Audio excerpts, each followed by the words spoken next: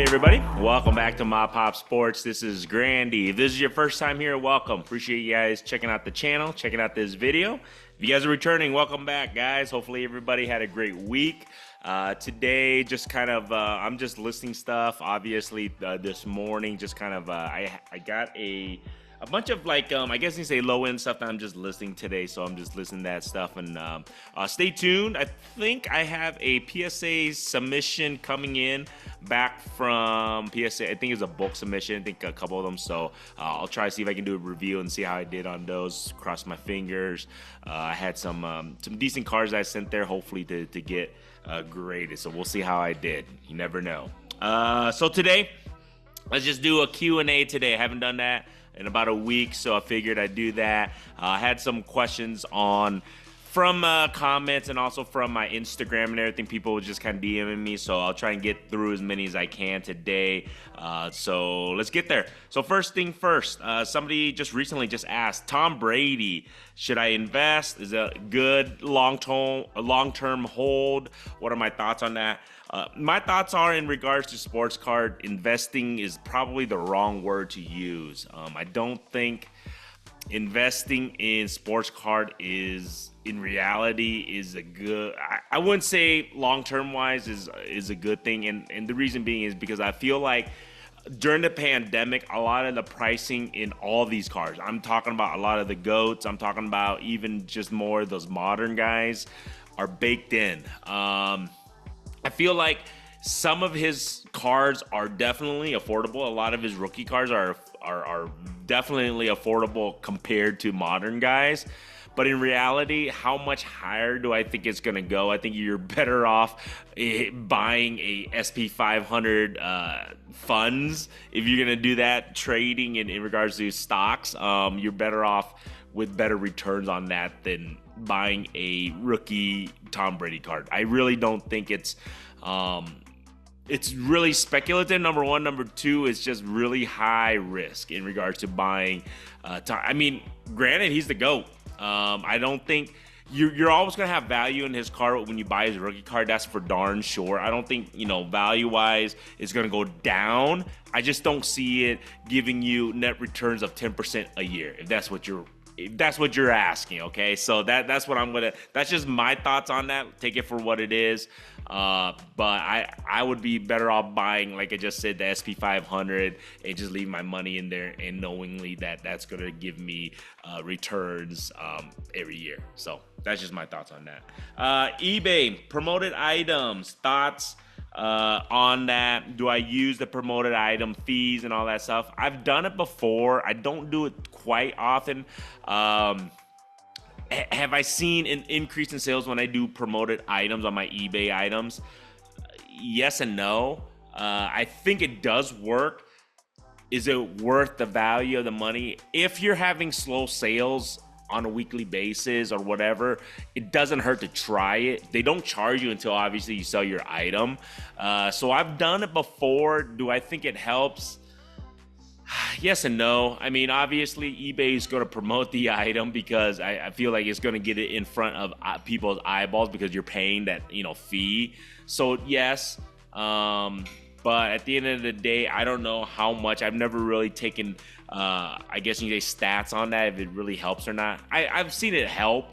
I just don't know by how much, if it's worth it. I guess that's the question. I don't know. I list so much so fast that I don't know how much a promoted item helps. I've done it. I've used it. Just don't know how much it really helps, honestly. Krono cards, what is that? Somebody asked me about that. It's called a Krono. It's kind of like a Card Dealer Pro. It's just the competitor to Card Dealer Pro application. So Krono cards, it's a application software I use to scan my items. I have a scanner, scan my cards, and then I use Krono cards. It's called Krono cards. And then I use that application to list onto eBay. So it helps me in regards to managing my eBay scanned cards, and it also helps me link them to my eBay store to list them fast and easier to update, upload. to modify all my cards and everything. So it's a software program that helps you manage your cards. So it's called Krono. It starts with a K, by the way. I think the person who asked that asked it's like CHRONO. It's actually KRONO or something like that. So Krono cards. So look that up. I'll see if I can find the links for you guys on that. But that's what I use. What type of baseball cards do I sell? Panini, Topps. Somebody asked about that. I sell all. Anything I purchase in a lot, whatever's in that lot. I'm not specific on which cards I sell. I sell both Panini and Topps. Obviously, Topps is going to be the licensed product.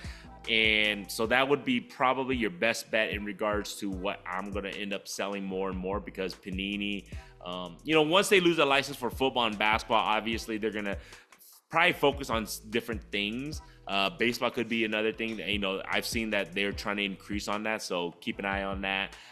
But I think right now Topps is the only licensed one for MLB, so that's going to hold more value and more, I guess you can say, for you to sell on that. Somebody asked, ESC problems with updates on delivery problems. So ESC, that's the eBay standard envelope system for shipping. They do have a tracking, the ESC number. How often is it updated? It sucks. I'll be the first to tell you right now.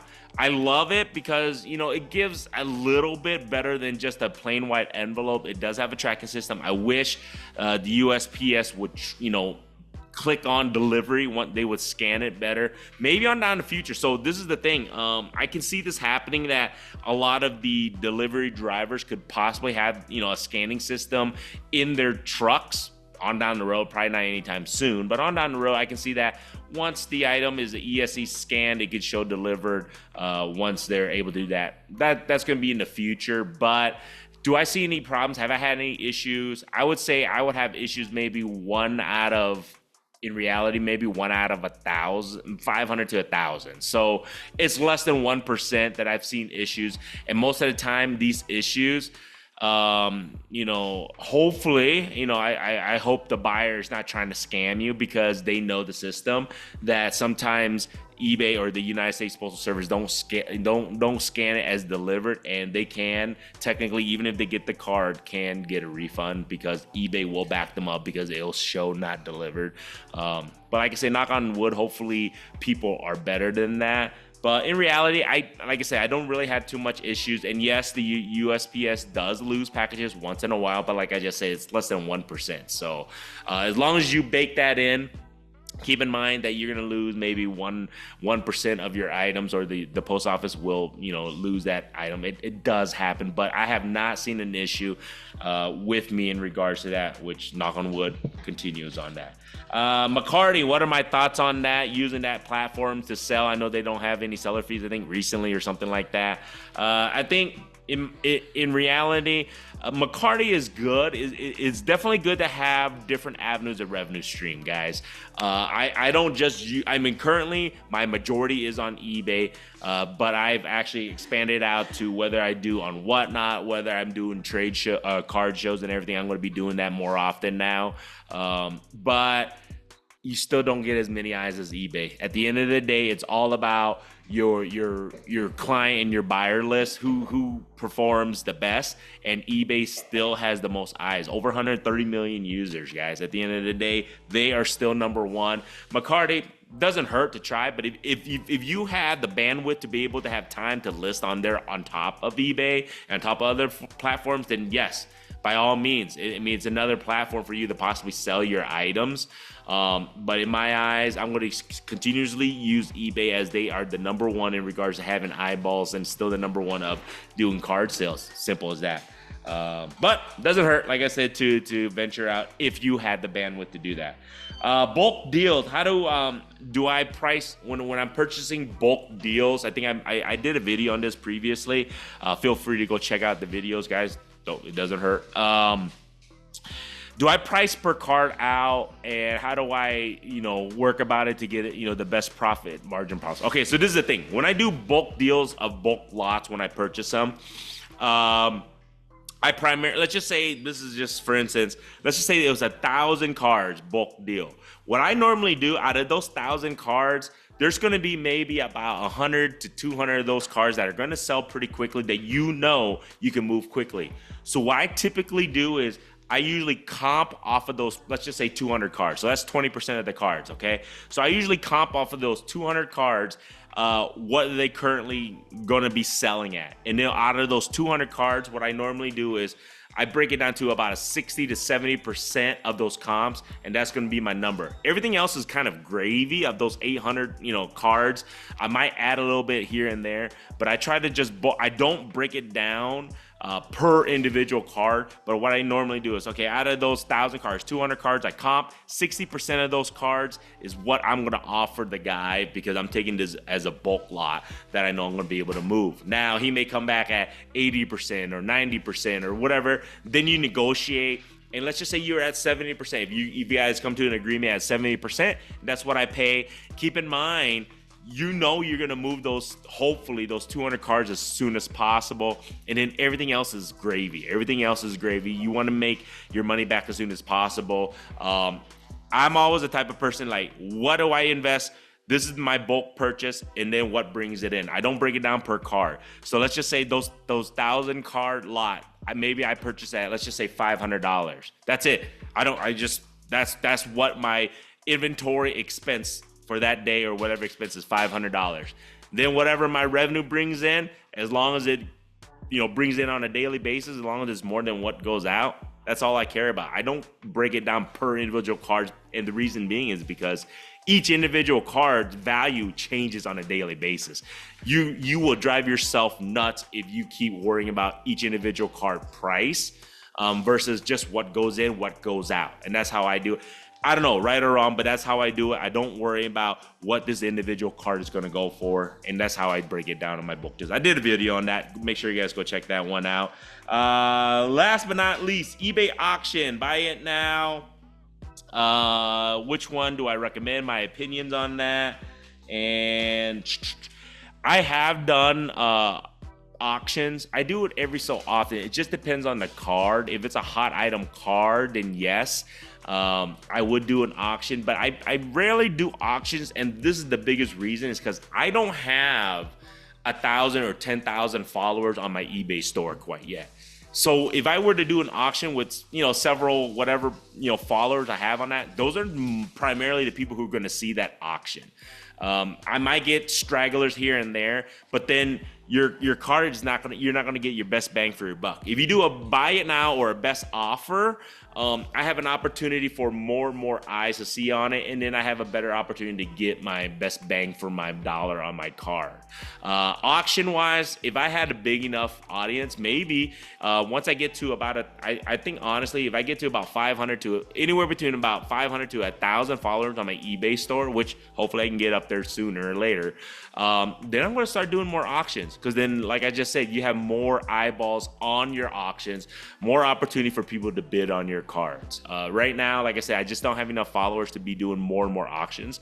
I want to, trust me, I want to give my buyers the best deal possible on those auctions and everything. But hopefully once I get more followers on that, I'll do more auctions on that. That's just my thoughts. I still love the buy it now and the best offers, because it gives everybody an opportunity to give me an offer. And I tell everybody, all of my cards has the best offer, guys. So feel free, like I said, check my eBay store out. Then the link's in the description, but feel free to make an offer on anything. It gives an opportunity for anybody to shoot out an offer to me. And they also ask, sports seasonal, do I see sales increase seasonal? This is the reason why I do my videos tomorrow. I'm going to do a video tomorrow of what's been selling on a weekly basis. So next year, I'm going to come back and actually rewatch all my videos on a weekly basis that I do, what's sold, what did not sell, or what's moving or what's not. Because I do believe it is seasonal on specific sports. It's not what you're going to think. Like a lot of people think like during winter or during like the, I guess you can say November, October seasons because football's in high movement. Football will be moving quite a bit. It actually doesn't work that way. Football, you'll see primarily moves a lot during the draft. Go Bears. and I see football moving quite a bit into August. Basketball, I've seen, it would change. This year completely changed basketball. I didn't see a huge influx as I thought and anticipated, so that changes. And then baseball, spring ball and early season of baseball is definitely when baseball moves the most, I feel like, for sure. Other than that, it is seasonal. It just depends. And then obviously, I think it really depends on when, card shows are coming up, especially with the Nationals coming up here in the next couple months in July. And with Nationals coming, I see cards move tremendously, especially football. Football moves like crazy as the national card shows coming up, and it is what it is. People, whether they're stocking up their inventory or whether they're just preparing to see if they can have stuff to trade at the Nationals. So you're going to see that quite a bit. And I think not just football, I think honestly all sports move quite a bit right before Nationals because people are just kind of wheeling and dealing, getting ready to get their inventories set up for that. So there you guys go. Hopefully that answers some of your guys' questions. And if you guys feel free, like I said, comment and I'll try to answer as much as I can on any of my videos throughout the week. Feel free to DM me directly if you don't want to comment. People's been doing that on my Instagram. Feel free to follow. It's in the link in the description, MAPOP_cards. And that way I can answer any of you guys' questions on that. So if you guys like this stuff, feel free to subscribe. If you have not subscribed, all good, man. Like I said, I always appreciate you guys just checking out the channel and the video. And other than that, man, let's have a good weekend. Until next time, guys, have a good one.